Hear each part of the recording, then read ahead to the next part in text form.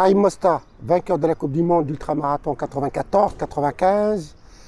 J'ai réalisé 217 000 km, 5 fois le tour de la Terre en courant, et j'ai réalisé en 2019 Casablanca-La Mecque, 8 000 km, 13 pays traversés. Alors, Z comme Zagora.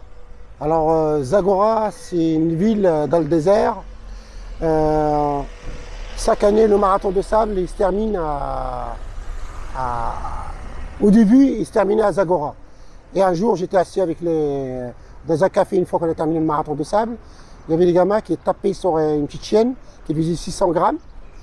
Et j'ai dit arrêtez, ça va pas, non. Et j'ai pris la petite chienne, il faisait 600 grammes et je leur donnais à boire. J'étais avec des copains. Et je lui ai dit si je l'amène avec moi en France. Ils n'ont pas cru. Eh ben, je l'ai amené avec moi. La chienne faisait 600 grammes. Et l'année après, il faisait 22 kilos. Et je l'ai ramené avec moi faire le marathon de sable. Et il a fait 7 fois le marathon de sable avec moi. Il est devenu la mascotte de marathon de sable. Et on a passé même sur 30 millions d'amis. L'émission, ils ont venu nous filmer, tout ça. Ben, il courait pas tout le temps avec moi. Hein. Il courait avec moi des fois 1 kilomètre, 2, 3. Il s'arrêtait, il montait dans une voiture avec le journaliste. Des fois, il monte avec le journaliste, il va à l'arrivée. Et après, il fait sens contraire de la course pour venir me chercher.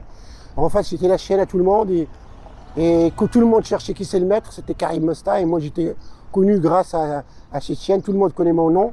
Parce que tout le monde connaissait les agoraphes. Et automatiquement, il cherchait à qui la chienne. C'était Karim Mosta. Et il a fait 7 fois un marathon de ça avec moi. Et un jour, cette chienne, il s'est fait piquer par une vipère en France. Et je l'ai enterré dans mon jardin. Et dans le jardin, j'ai enterré dans mon jardin et j'ai mis un pommier, un jeune pommier et un petit arbre. Et maintenant, l'arbre, il est super, c'est un gros arbre. Et maintenant, le pomme, je les appelle le pomme de Zagora. Et quand il est mort, il y avait des gens, ils m'écrivaient un peu partout. À ce moment-là, il y avait 300 personnes au marathon de sable quand il est mort. Maintenant, il y a 1200. Et j'ai reçu des lettres de le monde entier.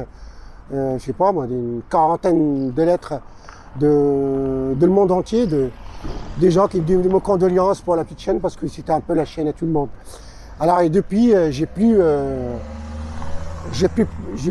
chiens à la maison, j'ai 2 chats.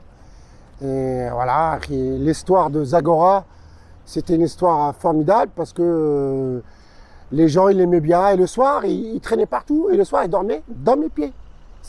Il était partout. Et le soir, hop, il se mettait à mes pieds.